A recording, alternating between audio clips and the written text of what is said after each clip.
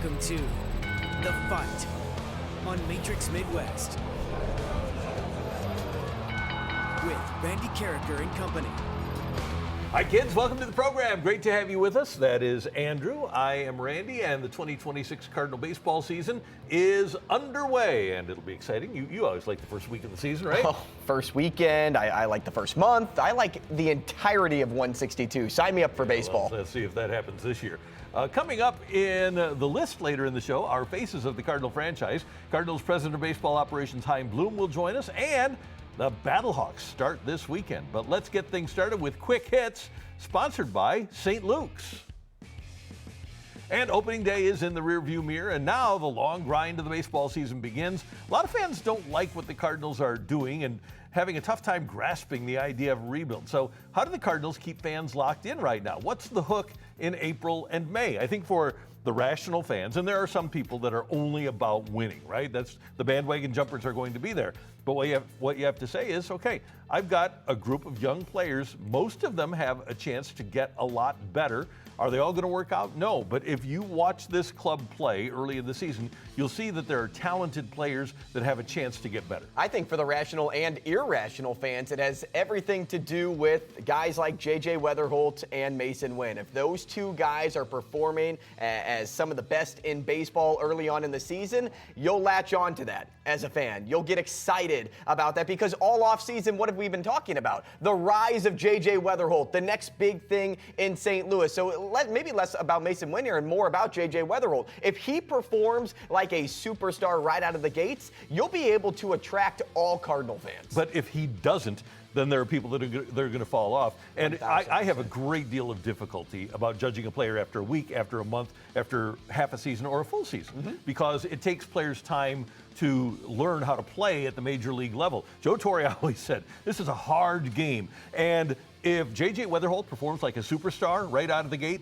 that will be the exception rather than the rule. So I wouldn't expect that, but watch what the physical traits are. Right, and that's a rational line of thinking because you're right. Baseball is hard and you're going to have slumps. Every baseball player has gone through a slump in their career, but if I'm looking for any hook to get every Cardinal fan involved, I think it centers around J.J. Weatherholt early. All right, let's talk some football. The Battlehawks are finally back, and all eyes turn to Saturday's home opener at the America Center against D.C., but with a new era kicking off under Ricky Prohl against the Defenders.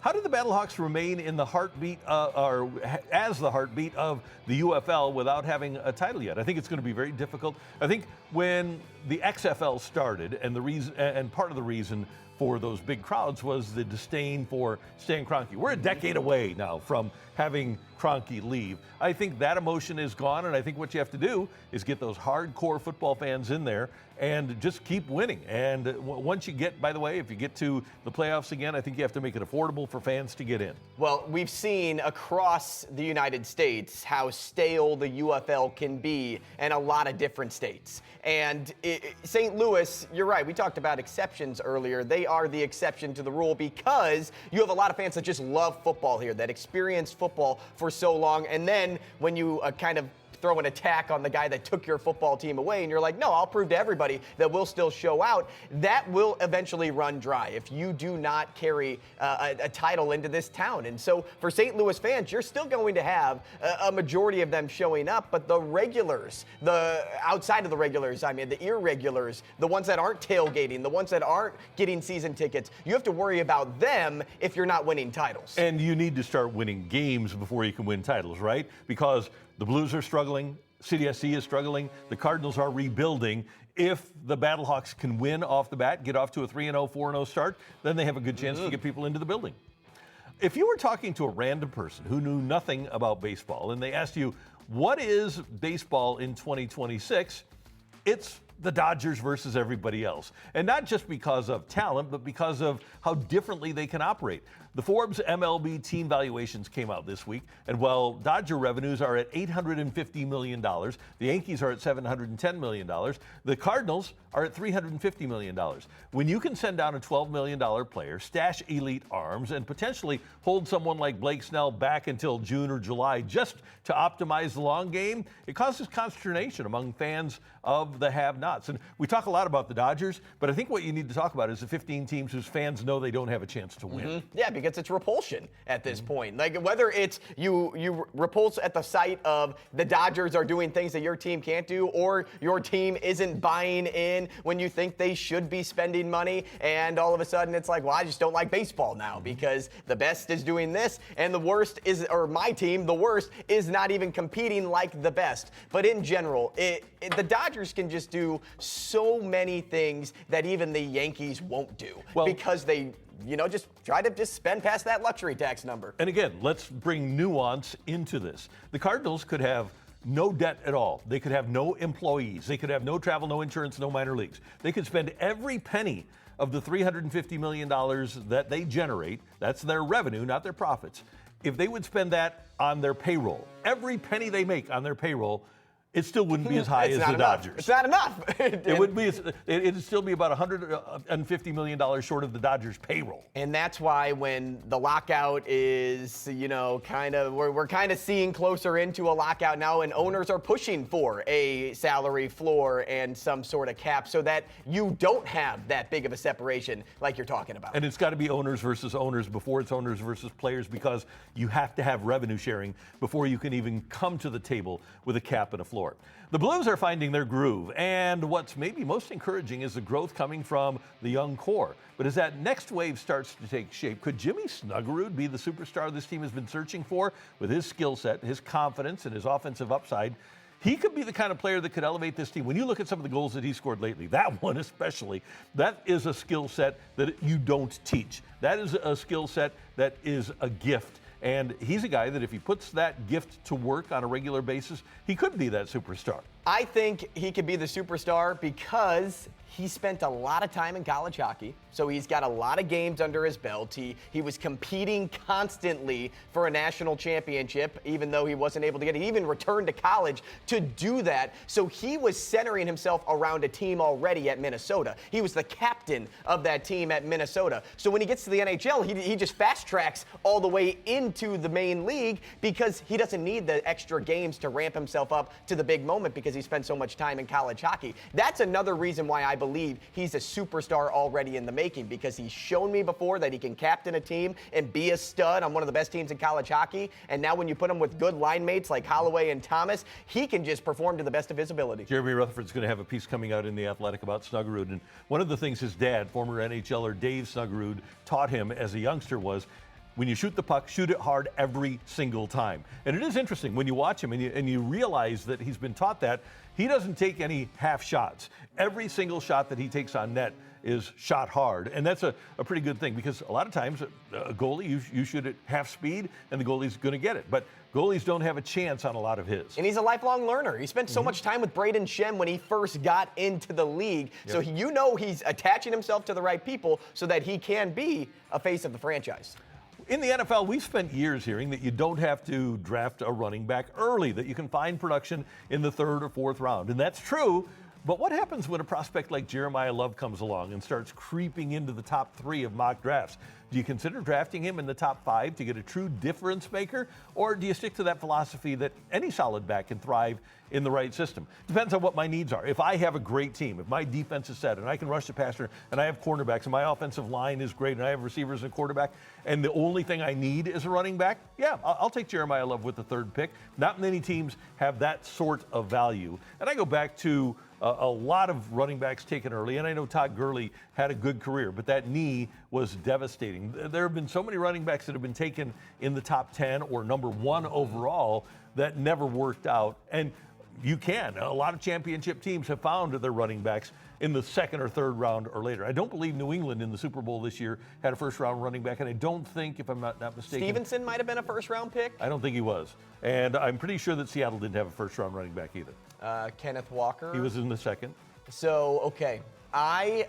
I love the fact that Jeremiah Love is being talked about as a top 5 pick, because the guys I kind of look at are Saquon Barkley and Christian McCaffrey to be the closest examples to drafting somebody in the top 5. Well, if you look at Saquon Barkley and the measurables, Jeremiah Love, outside of just the body mass, and he'll get that when he gets into the NFL, measures just like Saquon Barkley. He did a lot of the same things that Saquon Barkley did in the college ranks too. So I really believe that Jeremiah Love has the skill sets for a team to draft him that high, because when you look for a superstar in the game at the running back position, you think about Christian McCaffrey and Saquon Barkley. You don't think about just kind of the 4th or 5th round pick guys. So if you want to elevate your status as having an elite running back, draft a guy like he's an elite running back. But if you draft the elite running back, you better have an offensive line, because what did Saquon Barkley have to do to become elite? Bounced. Go to a place where they had a great offensive line, right? Bounced. Yeah. He went to San Francisco. You better have a great offensive line and a great scheme if you're going to get a running back at that level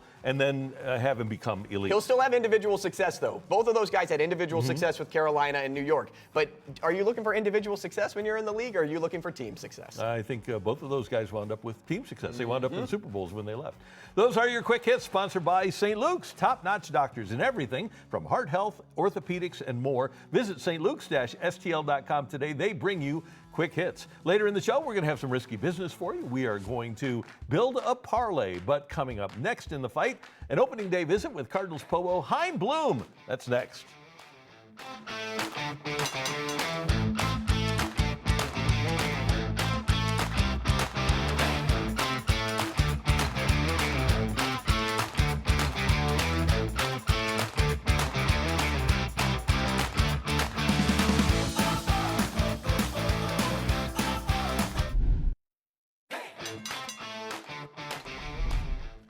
Andrew and Randy in the fight, and it is a pleasure on opening day to visit with the Cardinals president of baseball operations, Chaim Bloom, who joins us right now in the fight. Chaim, happy opening day. It's great to have you with us. How you doing?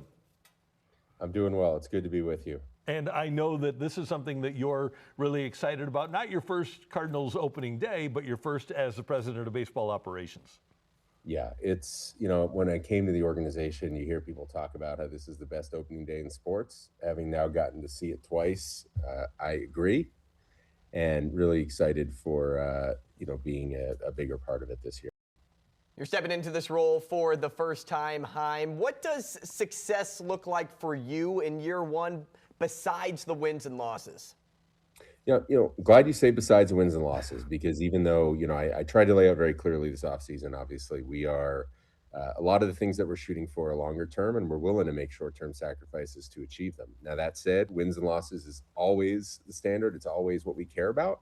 And that's always how we need to measure success, even in a year when we have a very long-term emphasis. So we're still going to go out there trying to win. That's number one. And we're never going to let that standard slip in terms of how we think about our work, how we think about what we do when we come in the building every day. I think besides that, what I really want to see this year, both what is visible to all of our fans on field and even what we see and feel here in the office, is that championship core that we talk about, that we know we need, that has to be at the center of what we're doing and what it takes to win and keep winning, that picture gets clearer and clearer as the season goes on, and that we can look back at the end of this year and say, regardless of how the season went, I would feel this way even if we went 162-0, that, hey, I can see more clearly what this is looking like when we have a core that's set up to contend for this division and contend for a World Series on an annual basis. Chaim, so much evaluation to go over the course of the next 6 months. As you talk about a championship core, do you have a guy or two where you say, okay, that guy's going to be a part of it. When we're ready to win, this is part of our championship core. Is that guy there already? I think we have a few of those guys. I think we have some guys too that either are coming or are here and can step up and continue to show that.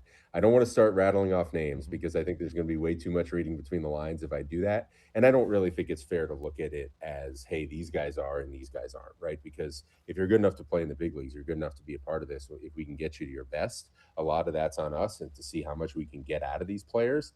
But yeah, I certainly think, this is part of the reason why I think it's really important for us to acquire more young talent, because I do think we have the makings of a good core right now. But as the last couple of years showed us, it's clearly not enough to carry us really where we want to go. So we need to add to it and to make that core as strong as possible and something we can really build around. What's your level of confidence with the current rotation, and how aggressive do you plan to be if it underperforms early? Well, I'll tell you what, the way these guys pretty much to a man, including like someone like Fitz, who we sent down, someone like Dobbins, who you didn't get to see in big league games because he wasn't medically ready to do it, but was throwing on the backfield. Like all those guys threw the ball really, really well in spring training. If that continues into the season, I feel really good about where this group is going to take us. Obviously you want competition for a reason. It's nice to have more options than spots. When we sent Fitzy down, we sent down a really good major league pitcher, a guy who's throwing the ball really well, bringing really plus stuff to the party, and who's eager to get better. So, I think those guys will push each other. And then I think we have guys coming up behind them that will continue to push them as time goes on. And Chaim, sometimes the way I approach this business, and it's kind of different from Andrew, I give guys a long leash because I don't want to judge a player quickly, because a guy like the starter today, Matthew Liberatore, perfect example. I think that we as fans kind of judged him quickly, but man, he looks like he's on his way to being a really good major league pitcher.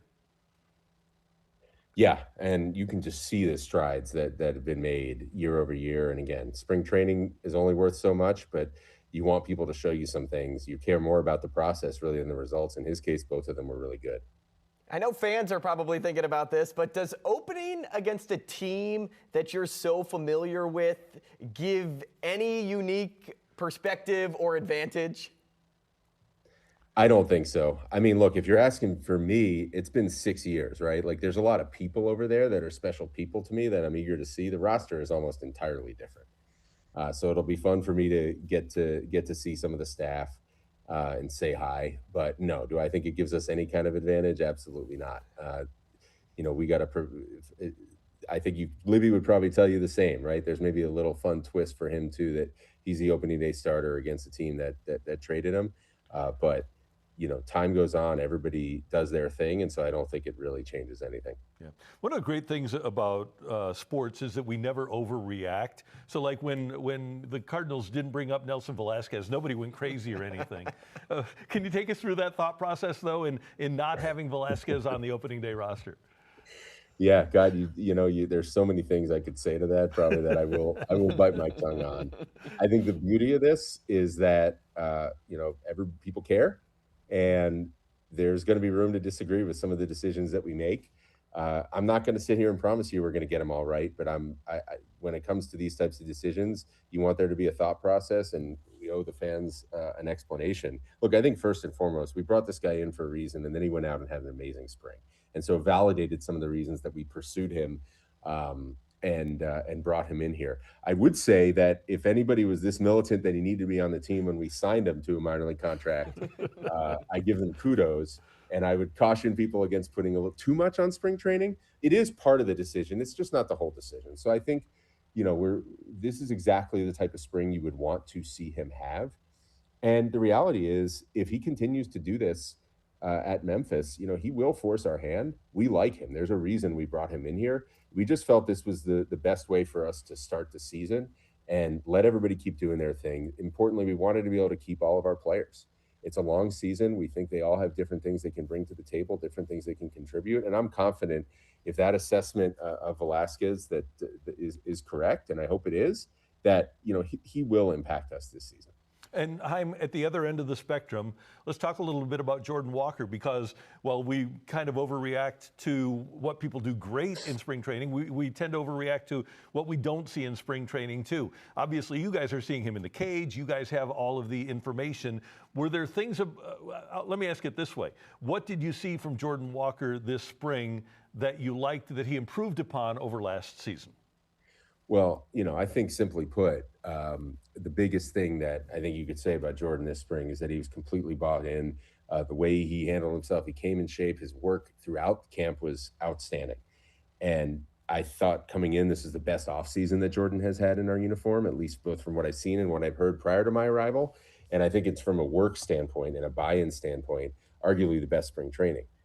Obviously, I can't tell you, just like anybody who was watching, that it perfectly translated to the field, although there were some encouraging signs right near the end.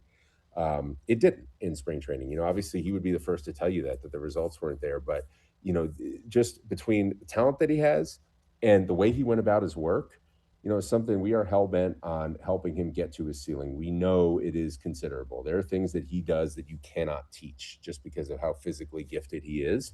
And when you see that, you see the way he went about his work. We just felt this was the right decision for him to continue working with our staff, continue hammering away at this, and then ultimately we hope seeing the translation on the field.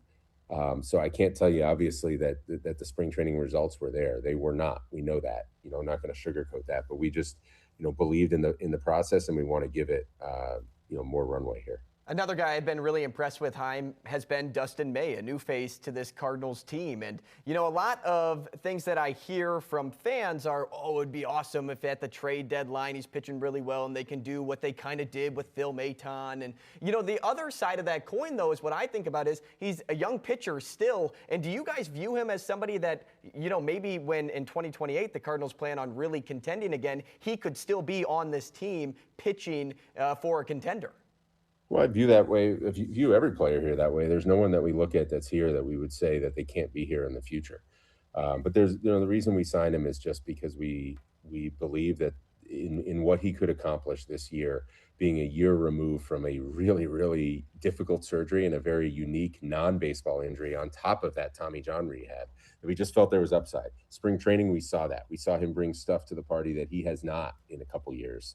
That really wasn't there, even though he managed to post and make 25 starts last year. He did not, the ball was not coming out of his hand like it did this spring. So that was exactly what we were hoping to see.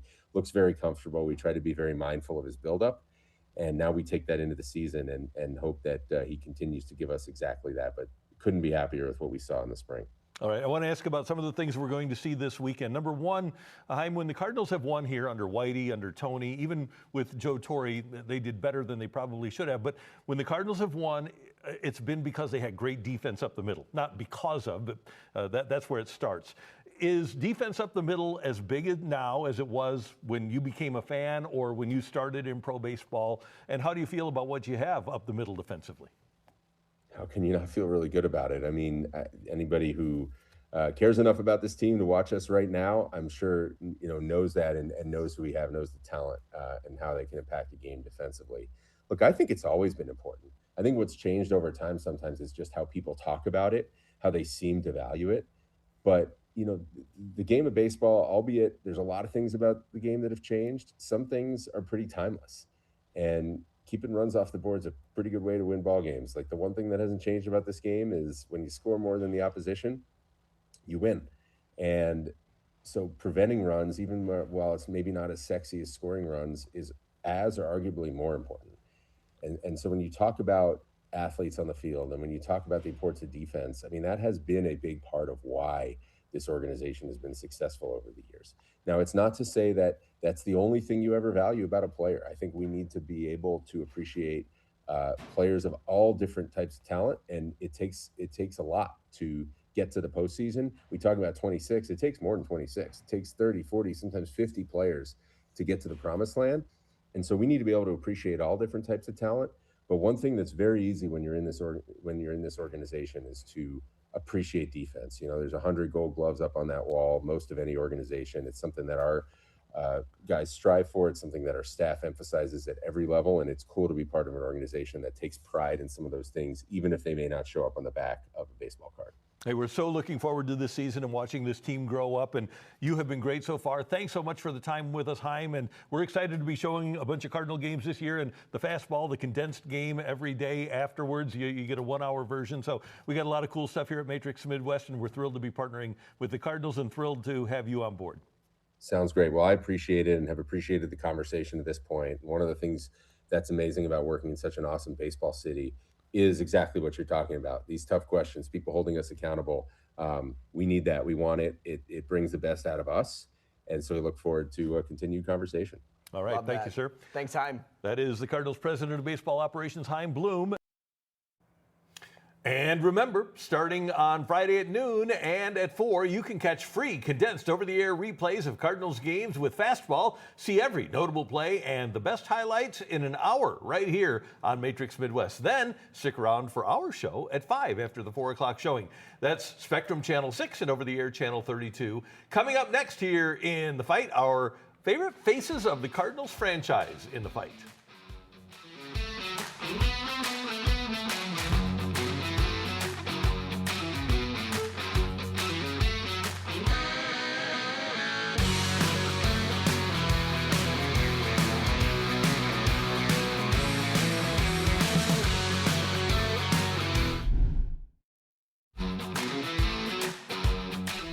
As the Cardinals search for the next face of their franchise, we thought we'd look back and give you some of our faces of the Cardinals franchise over the years. And Andrew, I'm going to start with my number 3. Not only was Mark McGwire the face of the Cardinals while he was here, he was the face of baseball.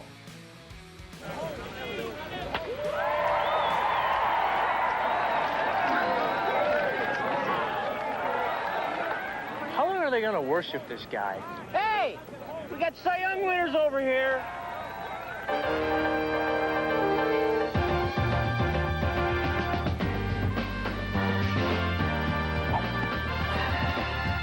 Come on, Alice.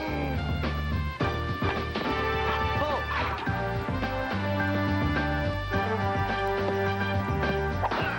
Step into it.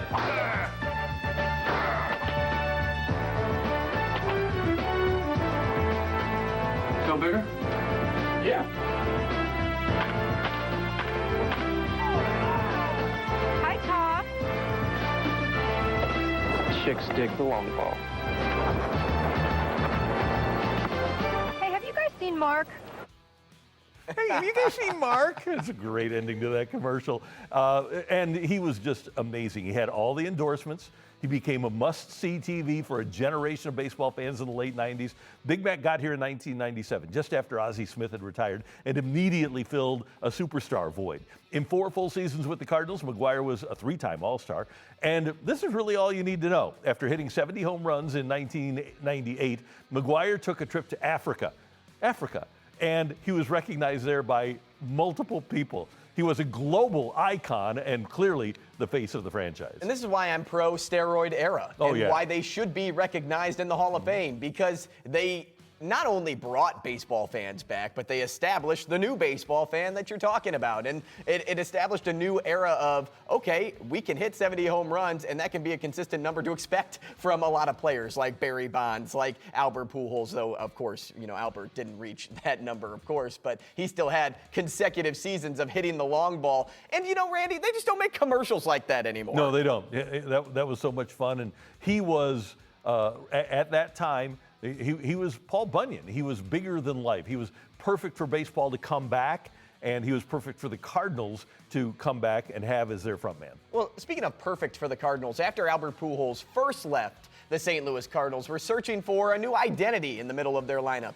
And Matt Holliday became that steady presence fans could rely on. He wasn't just productive. He was consistent in a way that contenders need, delivering big hits and big moments while setting the tone offensively every single night. When you're hitting in the heart of the order for a team with postseason expectations, you naturally become one of the faces of the franchise. And Holliday embraced that role. He also brought leadership and professionalism to the clubhouse that was navigating a transition. He helped the Cardinals be competitive year after year. And in many ways, he was the bridge between eras, keeping the standard high even after a generational talent departed. Yeah, you hit the nail on the head. You're a middle of the lineup guy for a team that won the World Series in 2011, went to the LCS in 2012, went to the World Series in 2013, went to the LCS in 14, and then won 100 games in 15. When you're a middle of the lineup guy for a team that is that consistently excellent, you deserve to be the face of the franchise. And when you look around the other guys on that team after Albert left, David Freese was out of here. Edmonds was already gone. There really wasn't, even though the Cardinals had some moments, right? Dexter Fowler at a point was brought in, and they hoped that he would be the star. You had the young outfielders. You had Yachty, but really Matt Holliday was the guy in terms of being a power hitter and being a guy that you could put front and center for the franchise. Yeah, and Yachty, of course, is, neck and neck with Holiday here. You could probably even throw in Adam Wainwright as a pitcher. But, so I was thinking, how can I go off ball here? Like something that fans wouldn't be thinking of, because instantly you think of Yachty or Waino in that era. But not a lot of people think of Matt Holliday, and I think he deserves credit for being the face of the franchise. All right, my number 2, in the 1970s, the Cardinals had Ted Simmons and Keith Hernandez, but the face of the franchise for that decade was Lou Brock. The base burglar broke the all-time single-season and career stolen base record and picked up his 3,000th hit in the late 70s. He was a brilliant World Series performer, hitting .391 in 21 World Series games with an OPS above 1,000 and 14 stolen bases with 16 runs scored. Star stuff. Lou was a 6-time All-Star, a Roberto Clemente Award winner, and of course, a 2-time world champion. He finished second in the MVP voting in 1974, which was just a catastrophic vote on the part of the baseball writers. Steve Garvey won. Brock should have won the MVP that year. And especially when Joe Torre and Bob Gibson left in the mid-70s, he was easily the face of the franchise. So my guy, Lou Brock, one of the faces of the Cardinal franchise. I love the term base burglar. I think that's great. I've never heard Lou Brock called the base burglar before. Can you tell the story, Randy, quickly about when he was, traded by the Cubs and he was commuting from Chicago to St. Louis? Yeah, at that time in 1964, if you got traded from one team to another, Major League Baseball didn't give you living expenses. They didn't put you up in an apartment. And so Lou Brock had an apartment that he was paying for in Chicago and didn't have a place in St. Louis and wasn't making enough money to be able to pay rent in Chicago and St. Louis. So he commuted. And the Cardinals, remember, were playing a lot of day games at that time. But Lou had this big old Buick, and he would drive at 95 miles an hour, down 55, and then back up 55 after games. And eventually, driving 95 miles an hour, he got pulled over in Springfield, Illinois. Fortunately for him, the cop in Springfield was a Cardinal fan. So he said, don't worry about it. I'll have my eyes open. I know who you are. I'll just let you go. Because Lou had to tell him, look, awesome. I play for the Cardinals, but I live in Chicago. And the guy said, oh, okay, good. So Lou Brock, for the rest of the 1964 season, from June 15th on, when the Cardinals were at home, commuted from Chicago to St. Louis to go to work. Such an incredible story. Yeah, what a great guy. And if you could ever have a face of the franchise, you couldn't ask for a nicer guy than Lou Brock. Or somebody that would be able to do that. Right, and want to do that. Totally commit. I mean, think about it. He didn't want to pay rent in 2 different places. Angel Reese can't even pay rent in one place. In Chicago. Yeah. I know she probably can now with, of course, the WNBA getting more money. Yeah. All right, my number 2.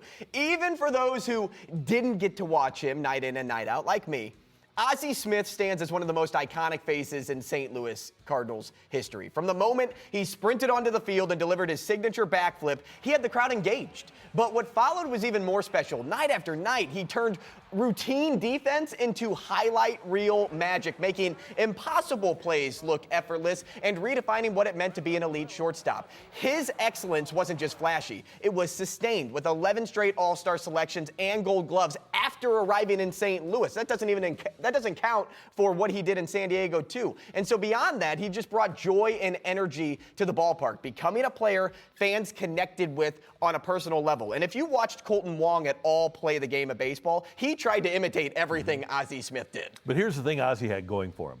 When he got here in 1982, he was the best and most spectacular player on a world championship team. Cardinals had not won since 1968. Then Ozzie gets here, and they win a World Series. So in addition to being the greatest defensive shortstop of all time, arguably the greatest defensive player of all time, he also won. And the Cardinals won in 82. They went to the World Series in 85 on his iconic home run. They go to the World Series in 1987. He finished second in the MVP voting. He was a spectacular winning player. And for any of these guys with the Cardinals who are hoping to be the next face of the franchise, you got to win. And I remember being in my orthodontist office looking up at a photo one time, and I asked my mom who that guy was doing a backflip on the wall. And she's like, it's Ozzie Smith. You should get to know Ozzie Smith. And so you know what I did? I went home and I looked up Ozzie Smith, and I became a fan of Ozzie that day. All right, my number 1, and this is easy. When you're called the man, you are by definition the face of the franchise. And Stan Musial was the greatest Cardinal of them all. 331 batting average, 475 home runs, 7 batting titles, all of that stuff. A 3-time MVP, a 3-time world champion. As we mentioned, a 7-time batting champ, a 24-time All-Star. and a guy that never wore another team's uniform in a 22-year career. He was the most gracious, kind, and caring soul anyone ever met. He was a baseball player that would offer fans autographs. He was as good as there ever was in the community. He was as good as there ever was on the field. He had a successful restaurant in town. He was the face of the franchise. And really, for more than 20 years, he was. And for a time after he retired as a player, too, when he was a general manager. And you can make an argument now that he's still the most iconic Cardinal, and in some ways, still the face of the franchise. I would agree. I would 100% agree. And obviously, that was not my generation of player. But if I was talking about the St. Louis Cardinals to anybody, the name that typically gets brought up is the guy with the statue out front of the building. And that's Stan the Man. Yeah, absolutely. And you're right, the man. That's what we call you on this show, the man. Oh, well, I wouldn't go that far. He's the face of this franchise. All right, my number one. And he's my guy, so I have to make him my number one. Albert Pujols, the gold standard for what it means to be a face of the franchise, right alongside Stan. From the moment he arrived, he wasn't just good, he was dominant, winning Rookie of the Year and immediately establishing himself as one of the best hitters in baseball ever. Year after year, he delivered elite production, combining power and consistency in a way that made a 40 home run season feel so routine. I mean, every year I expected this guy to hit 40 or more. He's a 3-time MVP. That only really began his story of how feared he was at the plate and how central he was to the Cardinals' success. And when he returned later in his career, it only reinforced his legacy as Mr. St. Louis, because he's the player that got the loudest ovation I've ever seen and heard before, every at-bat when he'd walk up to the plate, and after the breakup. And I think with the breakup, everything worked out okay, because when he left after 2011, social media was just taking root. And he wasn't able to play first base for a lot of the time that he was a member of the Angels. He had to be a DH. We didn't have the DH in the National League. I believe that Albert Pujols would have been excoriated by the negativity and cesspool that is social media. And I don't think that he would be looked upon as fondly had he taken the Cardinals' $210 million offer and not gone to the Angels. I think that everything worked out perfectly for his legacy in St. Louis. Not immediately. I'm with you there. Not immediately. But in 2019, when he did return for the first time with the Angels, I think that enough time would have passed for fans to be like, okay, let's welcome our man home. He's basically the prodigal son. He returned. Yeah, those are our faces of the Cardinal franchise. Who's going to be the next one? That'll be interesting to see. Coming up, we're going to build a little parlay for you here in the fight.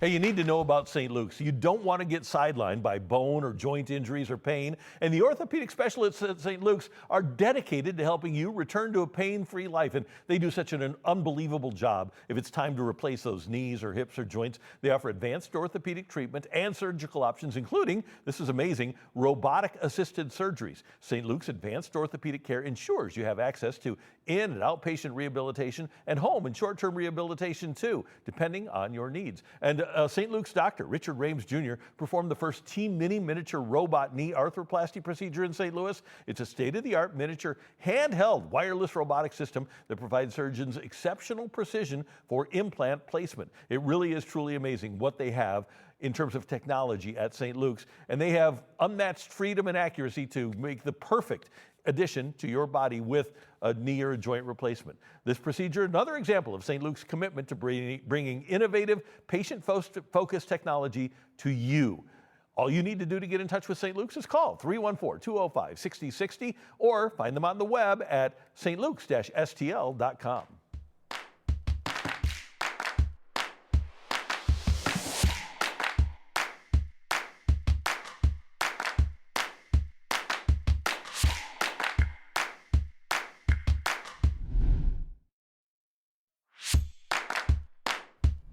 All right, time for us to build a little parlay. We're going to have some risky business for you here in the fight. And I'm going to look at the Texas Open. We got some golf going on. And as we approach the Masters, Brooks Koepka kind of rounds into form at this time of year. When you're about a week out, 2 weeks out from a major, that's Brooks Koepka's time of year. He is plus 215 to finish in the top 10.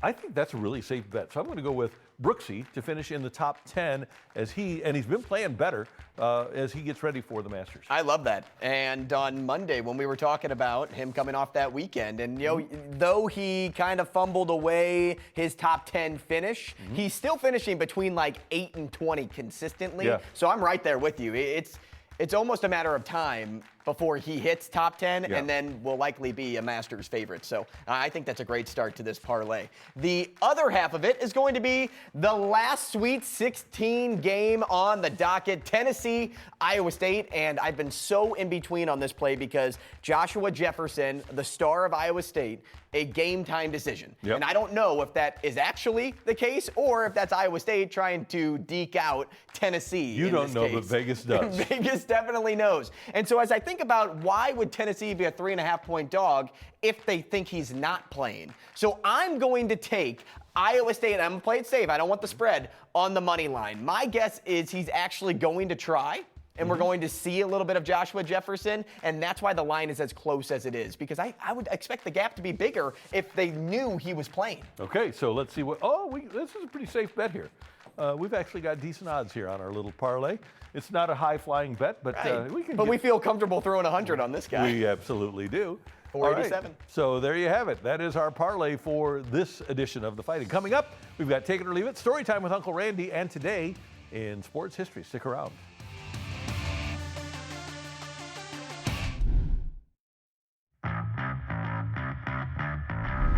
All right, time for Take It or Leave It. And Andrew, USA Today has their annual MLB salary report out. And of course, they have Juan Soto as the highest paid player at almost $62 million. Highest paid player in baseball, Cody Bellinger is second at $42.5 million. Of course, deferrals for Shohei Ohtani don't show up here.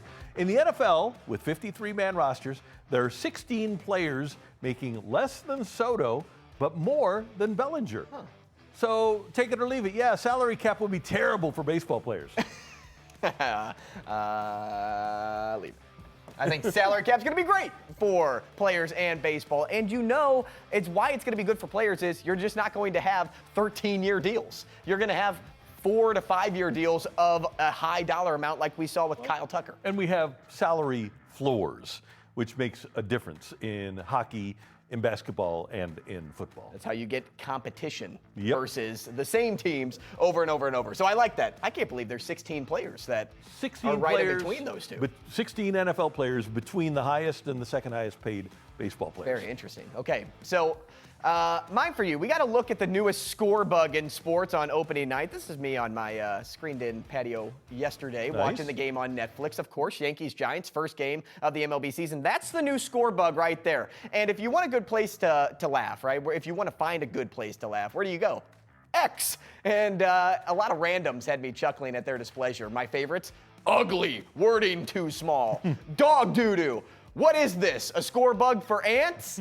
I think they're referring to the names, because the names and the font is very small on that graphic. But, Randy, take it or leave it. Every new score bug gets crushed at first, and then people get used to it. 100%. Yeah, that everybody ultimately gets used to it. And like, remember the one that Fox that they use now for football that they Everybody debuted hated in the it. Super Bowl? Everybody hated it. Yeah. So I still don't know if I'm a fan of it, but of course I get used to it though. Like I don't worry about that every day on Fox. You know what? And if you don't like it, if you sit down at the beginning of the game, watch the game and pay attention. Not a bad idea. Or maybe just put a piece of paper in the corner and guess the score. Back in my day, we didn't have score bugs. They didn't show up until 1994, right? So I kind of got if you sit into and the watch habit the game, you know the score. Yeah, exactly. You got in the habit of actually watching the game. Oh no, Randy! Don't tell people to watch the game. Yeah. All right, that is Take It or Leave It. Now it's time for Story Time with Uncle Randy. We're going to spin the wheel. We'll get a decade, we'll get a sport, and we will get a story. And we're going to start with the decade of the 2010s. So, 2000 through 2009. No, 2010 to 2020. Oh, 2010 to 2019, yeah. Yes. Baseball, 2019. 2010 to 2019. All right. There's good memories here. There is. We actually spent some time talking about some. Back in 2015, Cardinals, as we mentioned earlier in the show, won 100 games. And not only did they win 100, but the Cubs won 98 and the Pirates won 97. Cardinals had to go on the road, and Tyler Lyons, who was not one of their top 5 pitchers. By the way, That was a record-setting, incredible starting rotation that year, despite the fact that they lost Adam Wainwright early in the season to a torn Achilles. But they had to go into Pittsburgh, and things were tenuous there. And they had to win a game with Tyler Lyons on the mound to clinch the division, and he pitched great and won the game for the Cardinals. They clinched the division against the Pirates and then obviously got to 100 victories under Mike Matheny before falling to the Cubs in the first round of the playoffs. But I thought it was interesting that group, which included John Lackey, he was terrific that year. Michael Walker was great that year. Here's that game. Tyler has already found it for us. Unbelievable. But you had Martinez, you had Waka, you had Lackey, you had Lynn, you had Jaime Garcia, I believe. And that group was just remarkable. And it's just amazing that number 70 here, Tyler Lyons, was the guy who started and got the win for the Cardinals as they clinched the division. He pitched great that night. It's also amazing that Jason Hayward had a good night. We didn't see a lot of those. Well, he won 1 million Gold Gloves. Yeah, he did. I meant in St. Louis more than in Atlanta. But also, how crazy is it to see all those fans in Pittsburgh's ballpark? Yeah, when you win 97, 98 Right. games, it's going to do it for you. Yeah, and I think it's also funny how you said things were tenuous between the Cardinals and Pirates. Isn't that amazing? When did we last say that things were that? Then, because if the Cardinals lose that game, then they don't win the division. So 100%. That was fun. All right, that was story time with Uncle Randy. Now it's time for this date in sports history.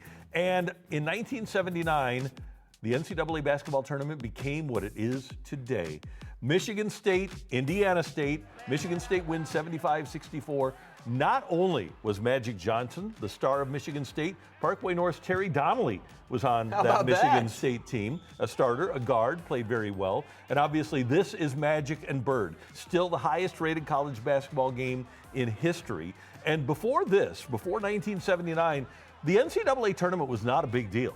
But this game changed everything, and obviously when those two get to the NBA the next year, that changed the NBA too. But America really started falling in love with the NCAA tournament with this game. There's Magic right there. Boom, 6'9" point guard. It was just amazing. And like I said, still amazingly, in 1979, the highest rated NBA college basketball game ever. NCAA tournament game. You know, and this is just where my brain goes, but like Larry Bird, Magic Johnson, you have black versus white. Is that why it was an America feeling type of game? Because you could bring all fans no matter what? I think it was part of it, but both of them have been on the cover of Sports Illustrated a lot. Bird was a great story because he kind of washed out at Indiana under Bobby Knight and transferred to Indiana State. Magic was a unicorn, still is, a 6'9" point guard that could do everything, as you saw there. And so you had clearly the two best players in college basketball. And it was something to look forward to. And everybody in America got into that. Now I'm trying to remember, when was the bracket released again? The very first time? Like we had the extended bracket? Was it right around that same time? It was later than that. It was later than that. Well, those two superstars definitely had everybody's attention from college into the NBA, like you said. No doubt. All right, we got some great baseball for you this season. The day after every Cardinal game, we're going to have Fastball. There it is right there. It's a 1-hour condensed version of the previous day's game. Those will air at noon and 4 o'clock. And, of course, we're on at 5 after that second showing. We have live Friday night home games. We have AAA Memphis. We have Springfield in AA that we're going to air live. Tell your friends about Carricker and Company and Matrix Midwest. A lot of cool things happening. And we're looking forward to bringing you a lot of Cardinal baseball coverage and content during the 2026 season. As always, a great job by you. Thank you, sir. It was great being here. And a spectacular job by our outstanding director, Tyler Klaus. I'm Randy Carricker. Thanks so much for being a part of it. We'll see you next time in The Fight.